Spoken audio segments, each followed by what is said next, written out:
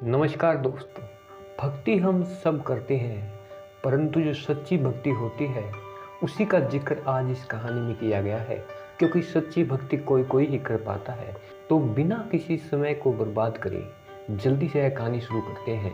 और इस कहानी में हम यह भी जानेंगे कि भगवान कितने कष्ट उठाते हैं अपने भक्तों की लाज रखने के लिए। हम अक्सर सुनते हैं कि भगत ही भक्ति करने में कष्ट उठाते हैं, परंतु इस कहानी के द्वारा हम जानेंगे कि भगवान भी अपने भक्तों की भक्ति का फल देने के लिए कितने ज़्यादा कष्टों से बीतता है। तो इस कहानी का नाम है शरणागत की लाज। देखिए, कहानी शुरू होती है राजस्थान में उदयपुर के पास भगवान श्री कृष्ण का एक मंदिर था। उदयपुर का राणा उस मंदिर में रोजाना पूजा करने जाता था। मंदिर का पुजारी परम संतोषी और उदार हृदय वाला था।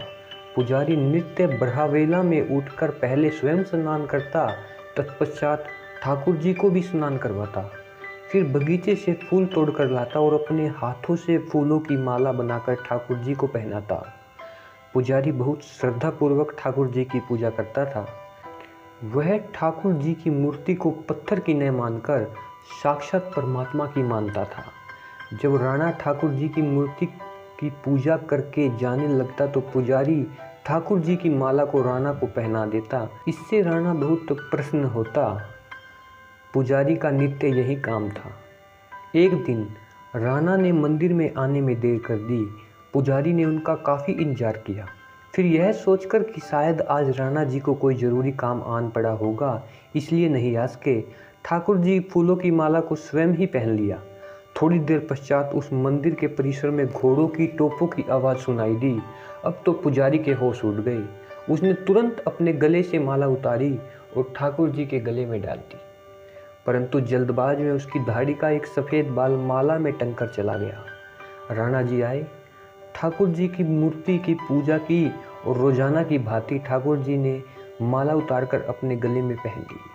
अचानक राणा की नज़र में माला के टंगे सफ़ेद बाल पर पड़ी और वह समझ गया कि आज मुझे आने में देर हो गई, इसलिए यह माला पुजारी ने स्वयं अपने गले में डाल ली। और हो न हो यह सफ़ेद बाल जरूर पुजारी की दाढ़ी का ही है।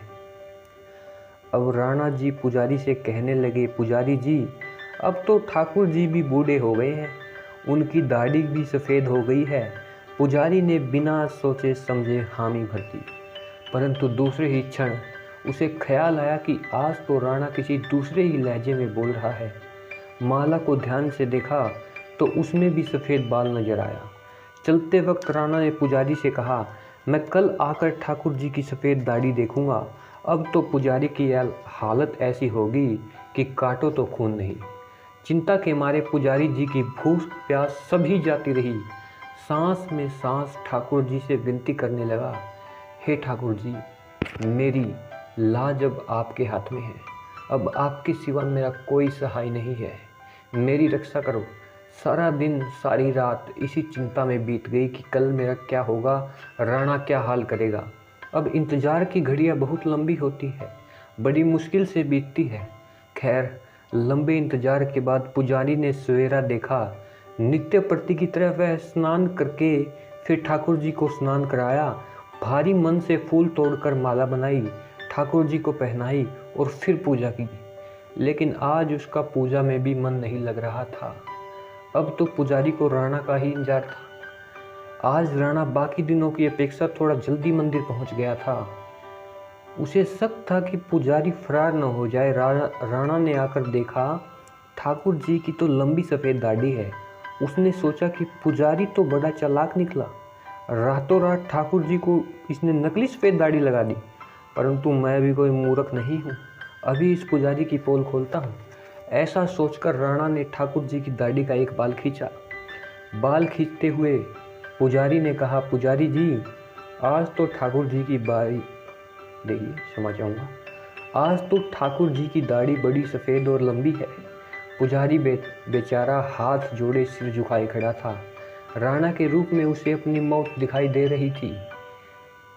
वह हंसकर झूठी हामी भर था, परंतु उसका दिल तो रो रहा था।